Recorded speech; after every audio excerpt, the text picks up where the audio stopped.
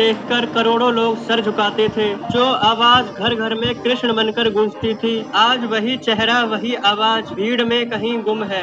वो सिर्फ पर्दे के भगवान नहीं थे, बल्कि उस दौर की आस्था और विश्वास थे। लेकिन वो खुद अपनी ही जिंदगी में एक अधूरी कथा बनकर रह गए। जी हाँ, हम बात कर रहे हैं 1988 से 1990 के बीच आए महाभारत हिंदी टीवी सीरियल में कृष्ण का किरदार निभाने वाले कलाकार नीतीश भारद्वाज जी के बारे में, जिनके डायलॉग घर घर में बोले जाते थे। नीतीश भारद्वाज एक ऐसा नाम है जिसने जैसे ही महाभारत की टीवी स्क्रीन पर कदम रखा तो मानो देश थम गया हो, लोग झूम उठे, जैसे असली कृष्ण द्वापर युग छोड़कर कलयुग में उतर आए हो।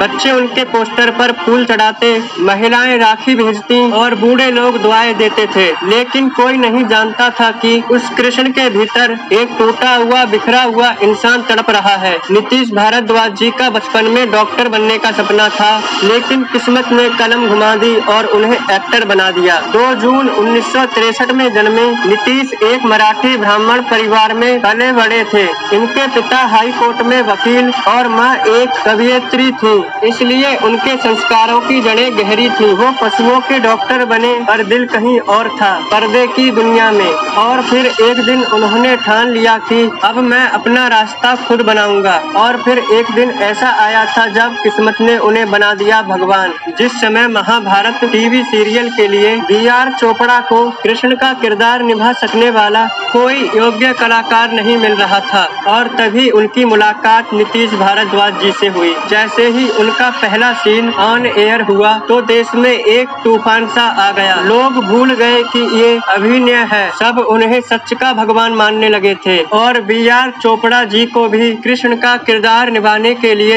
एक योग्य कलाकार मिल गए थे, और इसी आस्था ने उन्हें जकड़ लिया था। हर कोई उन्हें कृष्ण कहता था, पर कोई उन्हें नीतीश के नाम से नहीं पुकारता था। एक समय ऐसा आया जब उन्होंने खुद से सवाल करना शुरू कर दिया, क्या मैं अब बस एक चेहरा हूँ? क्या मेरी अब अपनी कोई पहचान नहीं बची? इसके बाद वो राजनीति में आए। 1996 में उन्हें बीजेपी ने टिकट दिया और फिर वो भोपाल के सांसद बने। लेकिन सांसद की राजनीति ने उनके आदर्शों को तोड़ डाला, क्योंकि जो ईमानदारी उन्होंने कृष्ण बनकर दिखाई थी वो ही राजनीति में ले आए, और वहीं हार गए। राजनीति ने भगवान को आम इंसान की तरह गिरा दिया। उन्होंने फिल्म मोहनजोदड़ो में भी काम किया, लेकिन फिल्म डूब गई। कुछ वेब सीरीज में भी दिखे, पर लोग अब भी उन्हें कृष्ण ही समझते रहे, और नीतीश कहीं गुम होते गए। 1991 में उन्होंने IAS अधिकारी स्मिता से शादी की और उनकी 2 प्यारी बेटियां हुई, पर समय की रेत पर ये रिश्ता फिसलता चला गया। साल 2019 में उनका तलाक हो गया